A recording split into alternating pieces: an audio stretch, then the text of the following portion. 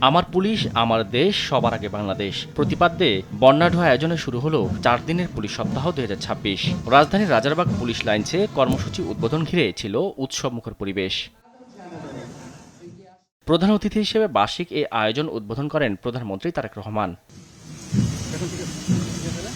উদ্বোধনের পর পুলিশ সদস্যরা অংশ নেন বর্ণাঢ্য প্যারেড ও কুচকাওয়াজে। ছন্দ, শৃঙ্খলা আর পেশাদারিত্বের সমন্বয়ে সাজানো এই আয়োজনে উঠে আসে বাহিনীর সক্ষমতা, দক্ষতা ও প্রস্তুতির চিত্র। প্রধানমন্ত্রী তারেক রহমান বলেন, আর কোনো ফ্যাসিবাদ যেন পুলিশকে ব্যবহার করতে না পারে সে শপথ নিতে হবে। এই বাংলাদেশে আর কোনো ফ্যাসিবাদ স্বৈরাচার যেন পুলিশ সদস্যদেরকে দেশ এবং জনগণের স্বাধীনতার বিরুদ্ধে ব্যবহার করতে সক্ষম না হয়।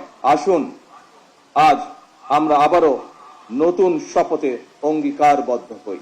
তিনি আরো বলেন, জনগণের আকাঙ্ক্ষায় গঠিত বর্তমান সরকার দেশে শান্তি ও স্থিতিশীলতা চায়। এক্ষেত্রে সরকারের সবচেয়ে নির্ভরতার জায়গাগুলোর একটি হলো পুলিশ। আপনারা জনগণের জানমালের নিরাপত্তা নিশ্চিত করতে সাধ্য এবং সামর্থ্যের সবটুকু দিয়ে চেষ্টা করবেন। এটি আপনাদের কাছে বর্তমান সরকারের প্রত্যাশা। পরে রাজারবাগ পুলিশ অডিটোরিয়ামে কল্যাণ প্যারেডে অংশ নেন প্রধানমন্ত্রী। প্রযুক্তিগত দক্ষতা সম্পন্ন দক্ষ ও আধুনিক মানবিক পুলিশ বাহিনী গঠনে জোর দিয়ে তিনি বলেন, জনগণের বিশ্বাস অর্জন এবং তা ধরে রাখাই পুলিশের সামনে বড় চ্যালেঞ্জ। ফ্যাসিবাদী সরকার নিজেদের হীন দলীয় স্বার্থে পুলিশ বাহিনীকে জনগণের মুখোমুখি দাঁড় করিয়েছিল। সেই অন্ধকার সময় পেরিয়ে এখন সময় এসেছে নতুনভাবে এগিয়ে যাবার।